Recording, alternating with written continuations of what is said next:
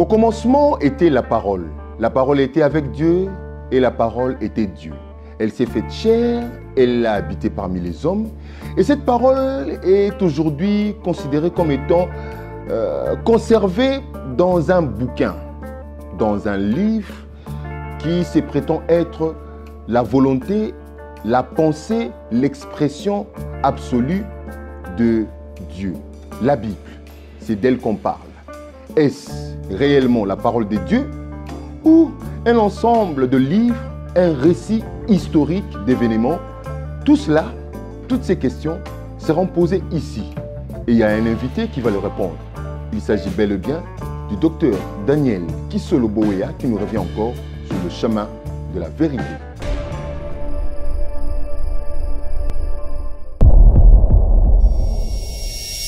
Voilà la Bible, cet ouvrage, ce livre qui contient plus ou moins une soixantaine de livres, un livre qui contient une soixantaine de livres comme ça, des récits historiques, des récits d'événements, des déclarations prophétiques. Et pour certains, cet ouvrage est considéré comme étant la parole absolue de Dieu. Dieu qu'on considère comme étant le créateur de l'humanité, le créateur de l'univers, l'éternel des armées. Et à cette question, à cette problématique, sur quoi nous allons débattre aujourd'hui dans cette émission Chemin de la vérité avec Dr Daniel Kisolo Bouéa qui aime bien se faire appeler bien-aimé frère, à qui nous disons bonsoir et bienvenue. Bonsoir, Papa Rémi Kalonji, bonsoir. Comment allez-vous? Toujours bien, sans problème. Après des semaines, avoir été passé sur notre émission, sur ce plateau de Chemin de la Vérité, aujourd'hui nous avons le réel plaisir de vous retrouver ici sur ce plateau, notre décor habituel de Chemin de la Vérité. Et merci encore une fois de répondre à notre invitation. C'est à moi de vous dire merci. Nous avions parlé autrefois, nous avons épinglé beaucoup de sujets, beaucoup de questions, nous avons touché ça et là, mais aujourd'hui nous voulons aller point par point comme cela a été promis. Comme c'est la Bible qui est, comme le dit le maître mot, ou soit le point focal de tout ce qui parle du judaïsme, du christianisme, de Jésus, de l'éternel des armées, nous voulons d'abord comprendre ce qu'est la Bible. Parce que chacun, on peut le dire comme ça, que ce soit le chrétien, chacun a une approche quelconque de cette œuvre ou de cet ouvrage. Alors, la Bible.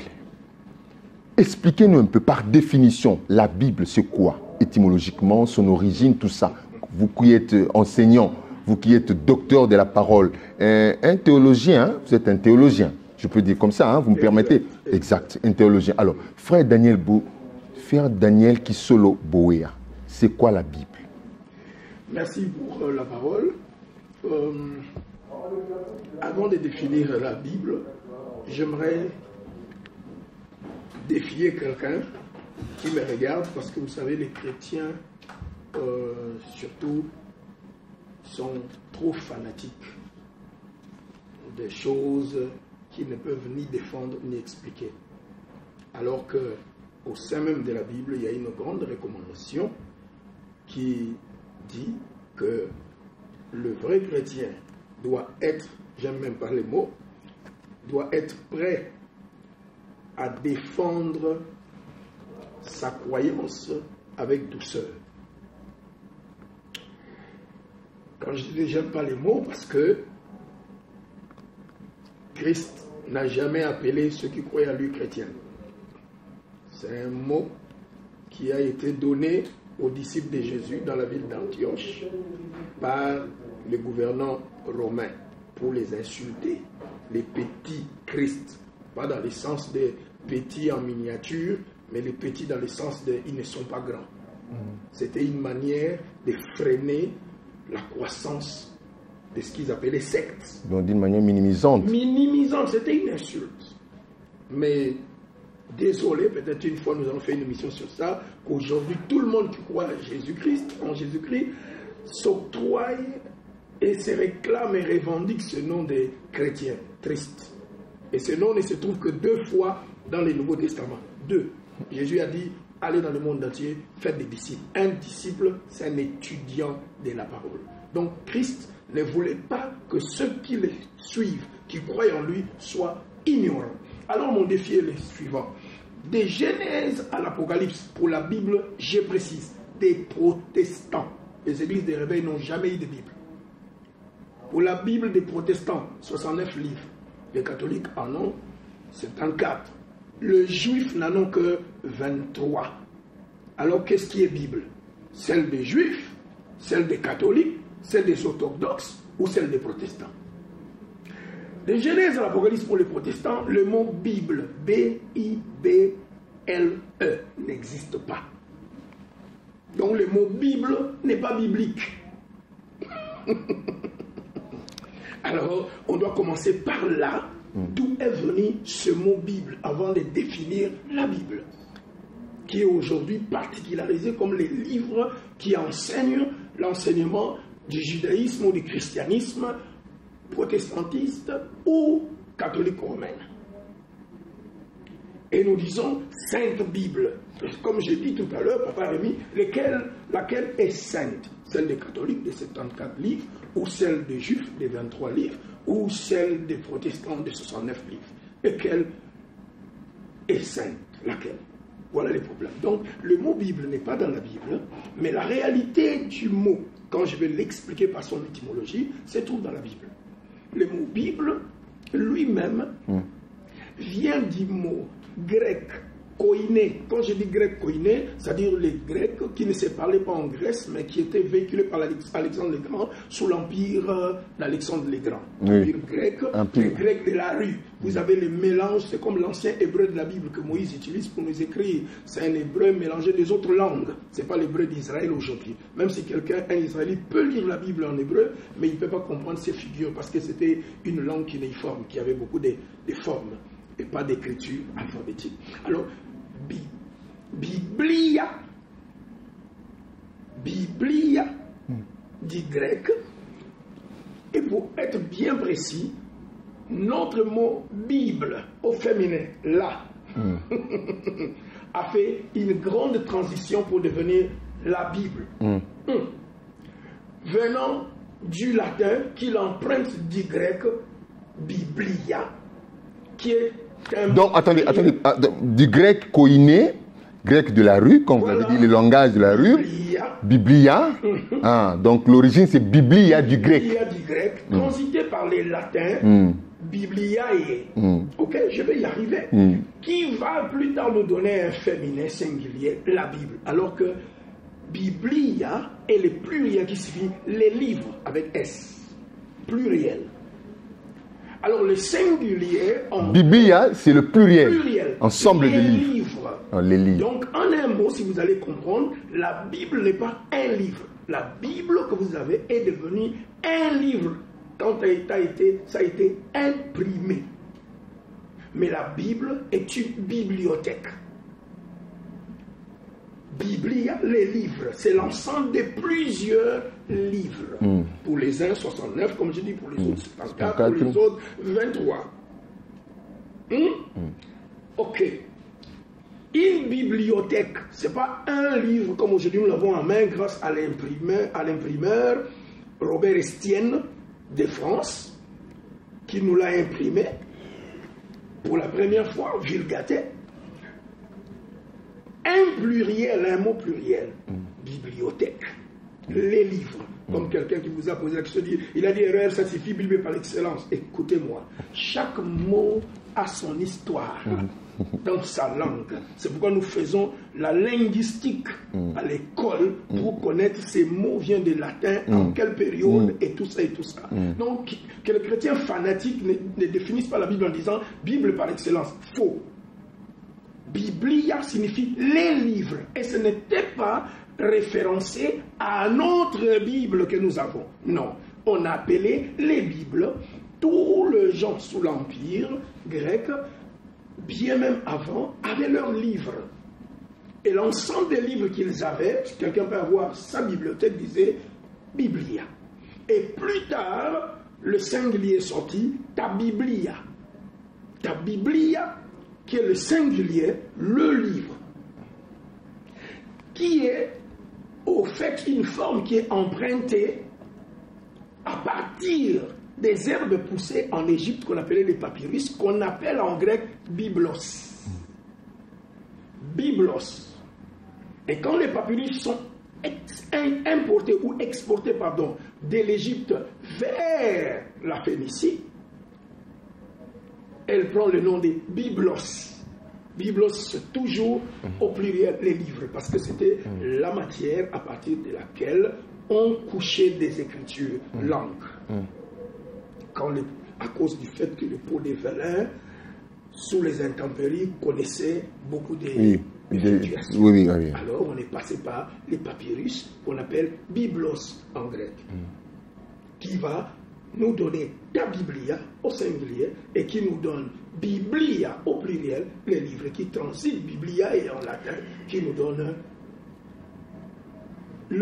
on devait dire le Bible, mais à cause du temps médiéval, du latin médiéval, on a pris ce singulier, Bibliae, et on l'a féminisé, qui était masculin, on l'a féminisé par la Bible dans toutes les langues vernaculaires de l'Europe occidentale. Alors, la Bible, comme nous l'avons dit l'autre fois, l'Église n'était pas un mot chrétien. La première personne dans l'histoire de l'Église à voir que tout le monde appelait leur livre ta Biblia, ta Biblia, ta Biblia, ta Biblia. Alors il dit, nous aussi, nous avons des écrits de l'Ancien Testament et du Nouveau Testament, et qui, dans ces écrits, pour la première fois, a appelé, à partir de là où les chrétiens ont commencé à appeler ces livres que nous avons, Bible, c'est Jean Chrysostome, un des disciples des premiers apôtres, Jean. Il utilise pour la première fois le mot Biblia pour parler de l'ensemble de l'Ancien Testament et du Nouveau Testament. Et depuis ce jour-là, ce mot-là est devenu un mot chrétien. Alors, dans le sens chrétien, la Bible, c'est une bibliothèque qui contient des livres qui contiennent la parole de Dieu. Parce qu'elle-même, la Bible, chrétienne maintenant, ou juive, pour l'expliquer. Pardon, frère Daniel. Donc, Biblia est l'ensemble de livres qui contiennent la parole de Dieu. Oui, j'ai noté là. Voilà, il faut souligner, hein, vous qui nous suivez à la maison, il faut souligner l'ensemble de livres qui contiennent la parole de Dieu. Soulignez déjà ça. Pas qui contiennent Dieu d'ailleurs, hein, parce que Dieu est plus grand que la Bible. La Bible ne peut pas contenir Dieu. Donc, en d'autres termes, la Bible ne dit pas tout sur Dieu. La Bible vous dit l'essentiel sur Dieu. Et une autre chose, pour comprendre bien la Bible, vous devez comprendre ces 4 mots que je vais vous donner. Inspiration de la Bible, révélation de la Bible, illumination de la Bible et interprétation de la Bible. Si vous voulez saisir les concepts Bible, pour ne pas avoir des problèmes que nous avons aujourd'hui, des fausses doctrines, des fausses interprétations, ces 4 mots doivent être différenciés. Inspiration, illumination, et inspiration, révélation, illumination et interprétation de la Bible. Ça, c'est tout un cours que je donne dans mon école de théologie. Donc, excusez-moi. Et deuxième chose, j'ai une maîtrise en cela. Donc, nous allons parler clairement. C'est quoi? Parce que quelqu'un vous a posé la question, il a commis une erreur. 2 Timothée 3, versets 16 et 17. Toute écriture est inspirée de Dieu. Vous avez bien dit. Toute écriture est inspirée de Dieu. Et je dis Amen. Mais toute écriture n'est pas révélée de Dieu. I'm sorry. Là, nous venons d'avoir l'origine et la définition du terme de la Bible, en fait. De la Bible, de ce mot-là, la Bible, pourquoi elle est même au féminin. Alors, vous avez bien dit que la Bible est composée selon les tendances de 69 livres pour les protestants, de 74 à 74 pour les catholiques et de 23 pour les juifs. D'ailleurs, il faut ajouter, les catholiques aussi ont enlevé encore d'autres 14 livres. Donc, s'il fallait encore faire plus 14. Donc, ça va être encore 88. Mais c'est pas aujourd'hui, nous parlons de l'histoire de la Bible. Donc, il y a D'ailleurs, les catholiques que je parle là, ce sont des catholiques romaines. Parce que les catholiques, l'église catholique, c'est l'église originelle. Hein, originelle, tous les chrétiens. Ça, on va revenir encore sur ce débat-là. Parce que beaucoup ont été un peu confus, dire que, oh, mais comment nous, on n'est pas des... Non, les catholiques, c'est l'originel. Les catholiques romaines. C'est pourquoi il y a même catholiques orthodoxes. Pourquoi ils sont confus? Maintenant, non, bon, on en reviendra sur... Il y aura des émissions. Les chrétiens sont fanatiques, ils ne veulent pas connaître les origines des choses. C'est pourquoi je vous convie à vous inscrire déjà. Comment défendre une chose que tu crois sans en connaître les origines? Vraiment, c'est pourquoi je vous convie à vous inscrire déjà à l'école, hein, parce que le docteur est ici pour un temps pour enseigner, révéler encore, bon, pas lui, c'est pas lui qui va révéler, mais pour apporter des révélations, l'illumination et l'interprétation. Voilà. Nous, on n'est pas là pour faire trop de commentaires. On va en expliquer. Alors, frère Daniel, les Juifs. Biblia, Biblios, Biblos, ta Biblia, la Bible, patati patata, viennent de ceux qui sont, comment dire, cultivés dans le latinisme ou le gréquinisme. Je ne peux pas dire comme ça, permettez-moi. Le hellénisme, voilà. Les Juifs ont leur culture, ont leur tradition. Mais comment vous dites qu'ils ont une Bible? Comment sont-ils arrivés à adopter ces termes, la Bible, alors qu'eux, ils parlent de Torah? Exactement, vous l'avez bien dit. Ils parlent de Torah. Torah, c'est une abréviation des parties de leur Bible. Petite confusion, encore une confusion. Torah, c'est l'abréviation de la partie de leur Bible.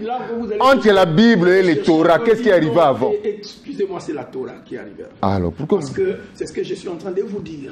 Dieu n'est pas venu donner aux gens un livre comme disent nos frères musulmans, c'est discutable, le Coran est descendu du ciel. Ce qui est encore discutable, et il faut en parler une autre fois. Sous quelle forme? Spirituelle? Bon, excusez-moi, Alors, Gabriel, excusez-moi, j'ai fait toutes les religions du monde comme études en doctorat.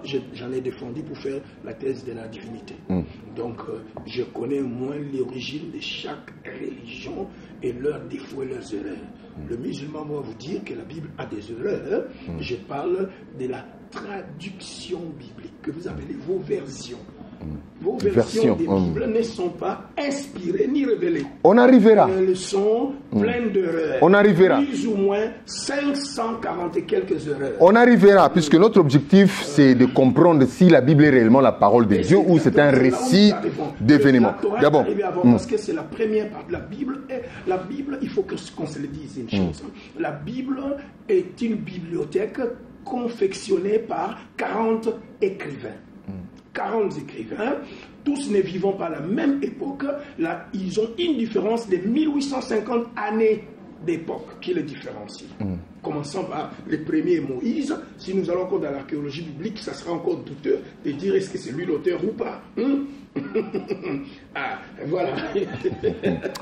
Donc, commençons par Moïse et nous venons jusqu'à l'apôtre Jean. Ils sont séparés de 1850 années. De différence des cultures. Mais chacun, à son époque, a pu développer comme des thèmes similaires et avec succession d'idées. C'est ce que nous appelons la progression de la révélation, comme s'ils vivaient ensemble. Parmi ces auteurs, tous n'étaient pas des juifs. Il y avait de ceux qui étaient hellénistes, des Grecs. Vous voyez? Mais ils ont développé tous une chaîne d'idées, ce qui prouve ce que nous appelons Dieu est l'auteur de la Bible. Mais il faut dire bien, en scientifique, Dieu est le co-auteur de la Bible. Parce que l'inspiration n'est pas comme les gens chantent, elle vient de la voûte céleste, elle est plus forte que les Écritures. Wrong. Very wrong, I'm sorry. C'est vraiment... C'est-à-dire, vous avez dit faux. Faux. L'inspiration, c'est un mot grec, théopneussis, qui signifie simplement souffler. Dieu laisse, je vais dire, Dieu guide, contrôle, souffle l'auteur, dépendant de sa caboche. Tu es moins intelligent, il utilise le peu qui se trouve dans ta caboche. Les mots que tu as, si tu n'as pas ces mots, tu ne peux pas l'écrire. Ça, c'est l'inspiration. Je vais différencier l'inspiration avec la révélation. C'est pour ça que vous voyez, Paul est plus riche que Pierre, parce qu'ils n'ont pas le même milieu de culture, d'éducation. Paul est universitaire, Pierre est illettré. Illettré, bien signifié dans Actes des Apôtres, chapitre 4. Les gens sans éducation. Je vais même utiliser le mot grec qui est là-bas, les gens idiotes. D'où vient le mot idiot? C'est dans Acte 4. On dit, on les a reconnus comme étant des idiots. Pierre était idiot. C'est-à-dire un homme accultivé, sans culture. C'est pour cela qu'il écrit la première épître, la deuxième épître de Pierre, par la main de Silas, Sylvain. Lui parle, quelqu'un d'autre écrit, qui avait une caboche qui a certaines capacités d'écrire. Lui, il a la faculté de saisir les mots, mais il ne peut pas les écrire. Ah, mais il avait confiance en lui, hein? Oui, très confiant, exact. Donc, un illettré. La seule force qu'il avait, l'ardiesse de parler, c'est parce qu'il a été auprès d'une école humaine, qui était Christ, qui était lui, intellectuel, diplômé. Ah, Christ aussi l'a fait exprès, hein, de recruter de personnes d'une capacité moindre que lui pour... C'est pour confondre les gens qui étaient plus intellectuels. Ah non, pas pour les influencer, pour les dominer. Non, parce qu'au-dedans de ces gens-là, au sein de ces gens, il y avait aussi des intellectuels, comme Lévi, Matthieu, hein, qui était un homme qui travaille, aujourd'hui vous appelez ça quoi? Est-ce qu'il était aussi doué au niveau, à la même diapason que Christ? Il avait étudié comme Christ. Okay. C'est pour cela que les Romains l'ont engagé pour travailler pour eux. Ah, mais il a fait vous constaterez que les Lévi a été un peu écarté par rapport à Pierre, Jean et Jacques, qui étaient des illettrés. Ouais, il a fait l'école juive. C'est pas que vous voyez, Matthieu est plus profond que Pierre. L'évangile de Marc est trop bref parce que c'est l'évangile de Pierre emprunté par Marc. Vous voyez, quand on est illettré, quelqu'un peut vous prendre votre droit d'auteur. Ah bon? Ah ben voilà. Ah, voilà des révélations qui commencent. Torah et la Bible, toujours. La Torah, c'est l'abréviation des parties des livres de la Bible, je vais utiliser la Bible, du livre saint des Juifs. Vous voyez, vous appelez ça Ancien Testament. C'est une insulte pour les Juifs. Il faut appeler Premier Testament. Et en fait, cette question-là d'Ancien Testament, il n'y a rien derrière. Tout ce qui est écrit même dans cette Bible-là, ça ne date pas d'aujourd'hui. Hein? Exactement. Ça ne date pas d'aujourd'hui. Christ ne date pas d'aujourd'hui. C'est une offense parce que le Nouveau Testament, la Nouvelle Alliance, c'est l'alliance que Dieu traite par l'intermédiaire avec Christ au bénéfice du peuple juif qui inclut toutes les nations de la terre.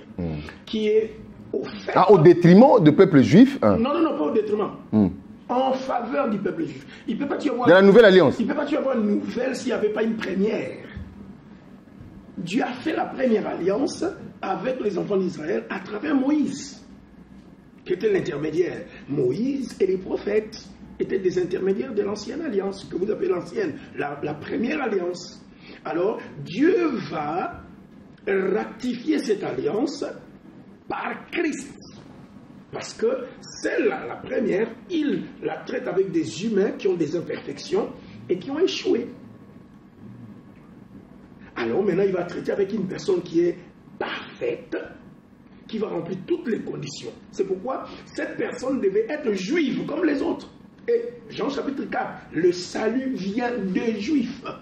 Comme j'avais dit l'autre fois dans votre émission, si quelqu'un veut prêcher la Bible, là je parle de l'interprétation, c'est l'application de ce que vous avez compris. Vous voyez, l'inspiration, c'est le fait que Dieu est en train de guider les auteurs de la Bible, selon leur niveau intellectuel, illettré ou pas, selon leur culture, à faire le choix des mots. Dieu guide cela pour que ça soit sans erreur. Vous comprenez? C'est pourquoi nous disons, seule la Bible originale, c'est-à-dire les livres originaux premiers qui étaient sans erreur. Mais tous les autres originaux que nous avons aujourd'hui, qui ont été des copies des originaux, des rapports, ont des erreurs. Je vous donne par exemple, vous avez 1 Samuel chapitre 13, verset 1, vous pouvez lire ça. Saül, âgé de ... ans, lorsqu'il devint roi. Comment Dieu, si la Bible et la parole inspirée de Dieu, comme quelqu'un l'a dit, comment Dieu, omniscient, omnipotent, omniprésent, peut oublier l'âge de son premier roi. Moi, je n'oublie pas dans quelles circonstances j'ai fait mon premier garçon, qui a aujourd'hui 24 ans. Vous avez dit 1 Samuel combien? 13, verset 1. Et vous en avez comme ça plus de 15 dans la Bible. Hein? Les points. Si vous voulez une autre émission, je viens vous montrer ça. 1 Samuel chapitre 13, verset 1. Oh! Mais que l'apôtre qui m'a posé la question sur votre émission, que j'étais en train de dire des erreurs. Saül était âgé de ... ans. Comment les Saint-Esprit peut oublier l'âge de son premier roi? Mais je n'ai jamais remarqué ça. Mais c'est parce que les gens n'ont pas étudié comme nous. Les gens sont on est dans l'erreur là. Les gens sont des autodidactes, mon frère. Ils dénichent les choses dans les YouTube, dans les Wikipédia, tout ça. L'école classique reste la chose importante pour expliquer ça. Moi, je vais expliquer ça. Un musulman, pour poser cette question, moi, je peux défendre ça. Ça s'appelle les erreurs apparentes de la Bible. Donc, si on comprend bien, la Bible que nous avons, en fait... Des copies. Oui, par rapport au Torah. Pour comprendre par rapport à la Torah. La Torah, c'est ce que vous appelez, vous, Ancien Testament. Donc... ça contient les 5 livres de Moïse. Alors maintenant, avant que la Bible ne soit dénommée comme telle, puisque le Nouveau Testament est composé de livres écrits par des apôtres, les disciples de Christ qui sont restés pour relayer l'histoire, pour raconter l'histoire ou pour enseigner. Alors Paul avait, lui-même comme il avait la capacité, il avait le niveau, il a écrit ses lettres et ainsi de suite. Pierre dictait à un disciple ou soit un condisciple, je ne sais pas, et les autres l'ont fait de la même manière. À l'époque là, chacun écrivait sa lettre. Comment était-il dénommé? J'arrive, c'est ce que j'ai touché un texte que quelqu'un m'a... Parce que si je comprends que la Torah, c'est la composition de tout ce qui est considéré comme l'Ancien Testament. Maintenant, le Nouveau Testament. La progression de la révélation arrive, les livres historiques arrivent, parmi lesquels le roi, les Samuel, le chronique et consorts. Alors, vous voyez, les Ketuvim sont... Excusez-moi l'expression, je ne vais pas prendre trop hébreu ici, sinon vous allez vous perdre. Quand on dit Torah, je dis abréviation. Donc, en hébreu, les 5 premiers livres de Moïse, qui étaient d'abord considérés la Torah. Ensuite, la progression arrive, les livres historiques arrivent, les livres prophétiques, les livres sapientaux, c'est-à-dire de la sagesse, arrivent. Le tout devient Torah, avec la progression de la révélation. Alors docteur, permettez que je vous coupe la parole. Moi, je ne veux pas qu'on épuise tout ici, parce qu'il y a l'école qui arrive. Hein. Il faut venir à l'école pour apprendre tout ça. Ici, on ne donne que des grandes lignes. C'est la raison pour laquelle je suis en train de vous dire. Avec la progression de la révélation, les livres se sont arrêtés là. Christ, quand il est venu, il a prêché l'Ancien Testament. Oui. Le Nouveau Testament est rempli de plusieurs références de l'Ancien Testament.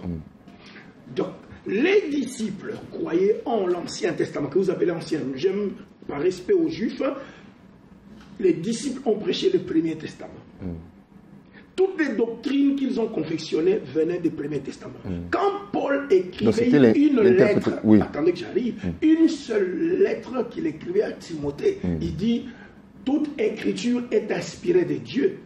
Retournons dans le contexte. Dans le temps, l'écriture était quoi? C'est dans quel livre? C'était la Torah, 2 Timothée chapitre 3, versets 16 à 17. C'était quoi? C'était la Torah. C'était ce que vous appelez l'Ancien Testament. Parce que le Nouveau Testament n'était pas encore canonisé. Il fallait attendre la mort de Christ, la mort de Paul, de Pierre, de tous les apôtres. Il fallait attendre vers les années 1000 et quelques de notre ère pour canoniser le Nouveau Testament. Quand vous dites canoniser, pour quelqu'un qui... cela comme étant des livres sacrés au même niveau que l'Ancien Testament. Mais, à l'époque des apôtres déjà, je peux vous donner des preuves dans la Bible, à l'époque des apôtres déjà, les livres écrits par Paul, par exemple dans 2 Pierre chapitre 3, au verset 11 jusqu'au verset 15, Pierre appelle déjà les livres de Paul Écriture. 2e chapitre de Pierre. 2 Pierre, chapitre 3. Vous voyez, 2 Pierre, chapitre 3. Verset. Vous commencez par le verset 11. Il vous parle de quelle sagesse Paul a écrit. Vous voyez. Chapitre 2 Pierre. 2 Pierre. Oui. Je peux même être plus précis pour que nous ne puissions pas avoir la perte de temps. 15. Croyez que la patience de notre Seigneur et votre salut, comme notre bien-aimé frère Paul vous l'a aussi écrit. selon la sagesse qui lui a été donnée. 16, c'est ce qu'il fait dans toutes les lettres. Lettres, il n'a pas dit écriture. Vous voyez maintenant, lettres, où il parle de ces choses dans lesquelles il y a des points difficiles à comprendre, dont les personnes ignorantes et mal affermies tordent le sens comme celui des autres. Vous voyez ici, Pierre met les lettres de Paul au même niveau que les autres écritures. Et je peux encore aller plus loin encore. Là, les écritures, là, il fait rapport à quoi? De Paul. C'est déjà à d'autres écritures. D'autres écritures de l'Ancien Testament et les écritures des autres apôtres. Donc, dans la première église, on croyait déjà, même si le Nouveau Testament n'était pas encore canonisé, mais les lettres étaient déjà considérées dans les églises comme étant l'écriture, au même niveau que l'Ancien Testament. Donc, à l'école, on va expliquer ça, donner tous les versets bibliques qu'il faut pour expliquer par la plume de Paul, par la plume de Pierre, etc. Vous voyez, il appelle les lettres de Paul écritures, comme les autres écritures. Alors, disons-le clair, tous les chrétiens prêchaient, lisaient, méditaient, quand ils appelaient écriture, quand Paul a dit toute écriture est inspirée de Dieu, il s'est référé à la première alliance, le premier testament que vous appelez Ancien Testament. Il se référait aux 39 livres protestants, 23 livres juifs. Il s'est référé à cela. Ça, c'est qui? Ça, Paul, dans 2 Timothée 3, verset 16 à 17, quand il dit toute écriture est inspirée de Dieu, il ne parlait pas du livre de Timothée. Il parlait de l'Ancien Testament. Mais plus tard, comme je dis, la révélation est progressive, ils ont commencé à considérer que les lettres des apôtres étaient aussi des écritures. Non seulement parce que ça contenait beaucoup de références de l'Ancien Testament, mais parce que les apôtres étaient avec Christ, et ils avaient de l'inspiration. Vous voyez, l'inspiration, c'est le fait que Dieu laisse quelqu'un avec sa caboche, sa connaissance, son style, sa culture, sa personnalité. Dieu ne supprime rien de la personne. Sa personnalité, et Dieu utilise cela en les contrôlant, les guidant, pas en les dictant. L'inspiration n'est pas la dictée. Ah ouais, ça c'est un autre sujet. Hein. Merci. La révélation, par contre, la révélation différente de l'inspiration. La révélation, par contre, c'est le fait que Dieu dévoile à quelqu'un des choses qui dépassent sa caboche. Comme Daniel vous écrit, il dit, je ne comprenais même pas ces choses que j'ai vues et j'ai écrites. Donc, j'ouvre une parenthèse là. Ça, par rapport... Ça, c'est la révélation. C'est pourquoi... Attendez, papa. Attendez. C'est pourquoi j'ai dit bien. Toute écriture, vous allez appeler, toute la Bible est inspirée. Mais toute la Bible n'est pas révélée. Le livre de la Genèse est un livre inspiré. Moïse avait déjà de la tradition de bouche à l'oreille, une certaine connaissance dans sa caboche. Alors il va nous écrire Genèse. Vous voyez? Ça c'est inspiré mais non révélé. Matthieu, Marc, Luc, Jean sont des livres inspirés, non révélés. L'Apocalypse est inspiré, révélé. Are you listening to me, please? Révélé. L'Apocalypse est inspiré. Ézéchiel, par exemple, est révélé, inspiré. Daniel est révélé, inspiré. Esther est inspiré et non révélé. Donc, vous devez comprendre. Ce sont des livres inspirés, mais non révélés. Il y en a plein dans la Bible. Les 10 commandements sont inspirés et révélés. Parce que Dieu a dévoilé à Moïse des choses qui dépassent son entendement. D'ailleurs, c'était Dieu qui l'avait écrit avant. Ensuite, il dit à Moïse d'écrire. Dieu parlait, Moïse écrivait. Vous voyez, il y a la Bible que vous parlez là, si vous voulez la comprendre, vous devez comprendre ce que c'est l'inspiration, c'est que c'est la révélation. Matthieu, Marc, Luc que vous appelez les évangiles, Actes des apôtres sont des livres inspirés tout court. Ils ne sont pas révélés. En quoi ils ne sont pas révélés? Parce que c'est la connaissance de quelqu'un. Luc chapitre 1, s'il vous plaît. Luc chapitre 1, je vais vous donner la preuve. Luc chapitre 1. Luc chapitre 1, vous allez voir comment l'inspiration s'est faite. Dieu utilise les recherches de l'auteur, la connaissance de l'auteur. Luc chapitre 1, vous l'avez? Oui, verset 1. Plusieurs, verset 1. Oui. Plusieurs ayant entrepris de composer. Dieu n'a pas besoin de faire l'entreprise, c'est de composer.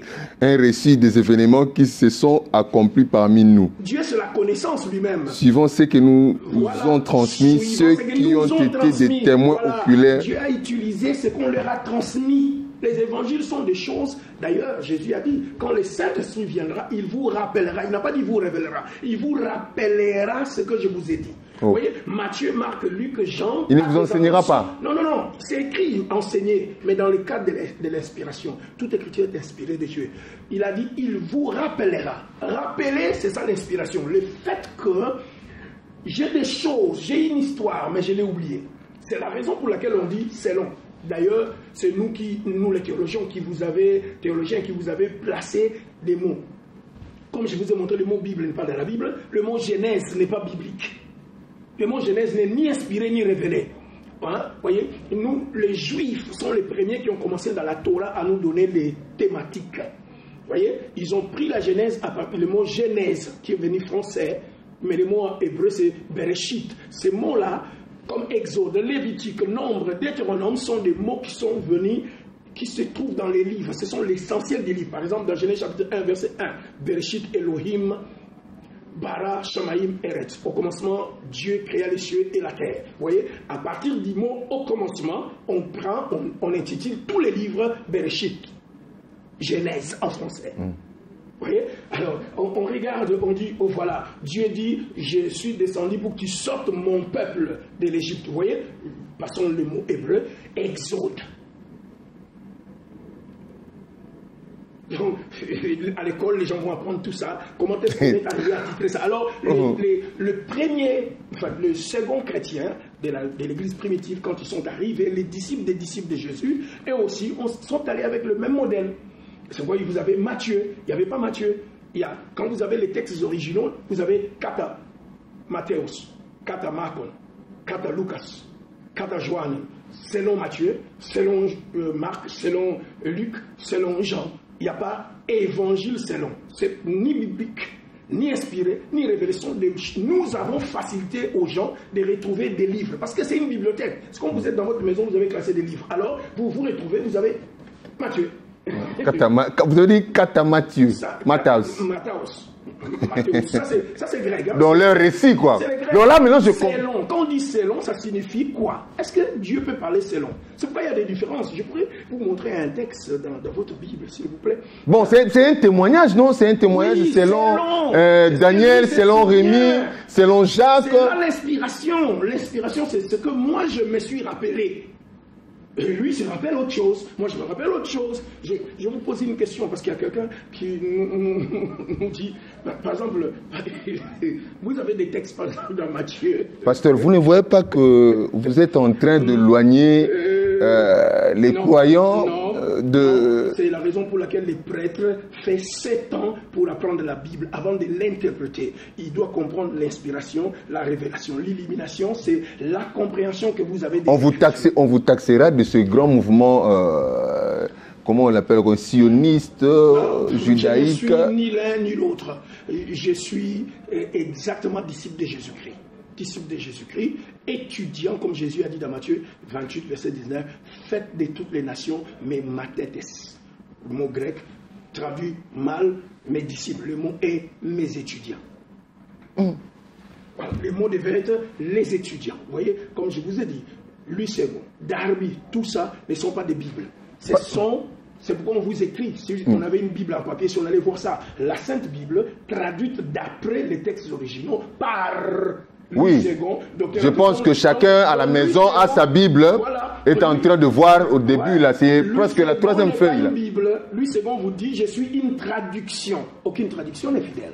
Alors, pasteur, si je comprends bien, donc la Bible n'est pas la parole de Dieu. La Bible contient la parole de Dieu. Je suis en train de vous donner, le mot Bible n'est pas dans la Bible.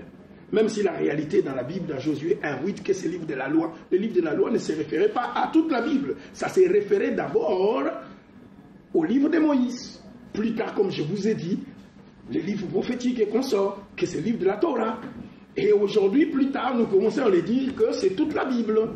Mais le contexte de Josué, quand Dieu disait à Josué, c'est le livre de la loi, il s'agissait de la loi écrite par Moïse qui a placé les 2 tables des commandements dans l'arche de l'alliance. C'est à ça qu'il faisait référence. Vous voyez? Et Moïse vient par révélation et inspiration, il nous donne plus de 653 lois. C'est pourquoi nous avons dans la loi, il faut comprendre, la partie spirituelle de la Torah et la partie ordonnance de la Torah. Là où je veux dire, la constitution d'un peuple. Quand on dit par exemple qu'une femme ne peut pas porter les habits d'un homme dans l'assemblée, il s'agit de quelle assemblée? Parce qu'à l'époque de Moïse, les gens étaient devant les portes de leur tente, regardant vers les parvis, pendant qu'un seul individu ou une seule famille faisait le service pour eux. Ça, c'était pas l'assemblée. Donc l'assemblée était, comme j'avais dit la fois passée, ecclésia, quand on voulait parler des affaires de la ville. Alors ça devient, ce n'est plus l'assemblée de l'église, ce n'était pas pour adorer, c'était pour régler les problèmes de la cité, à cause du fait qu'ils n'avaient pas encore découvert les bandes hygiéniques. Et les femmes n'avaient pas de sous-vêtements. Ah oui, n'avaient pas de sous-vêtements. Ce que nous appelons aujourd'hui culotte, qui va jusqu'au genou, c'était là les sous-vêtements de l'époque de Jésus, à l'époque de Moïse, qui montrait sa nudité. Pasteur, frère Daniel, nous tendons déjà vers la fin par rapport au temps nous imparti. Vous avez dit, la Bible, il faut partir de l'inspiration, de la révélation, de l'illumination, de l'interprétation.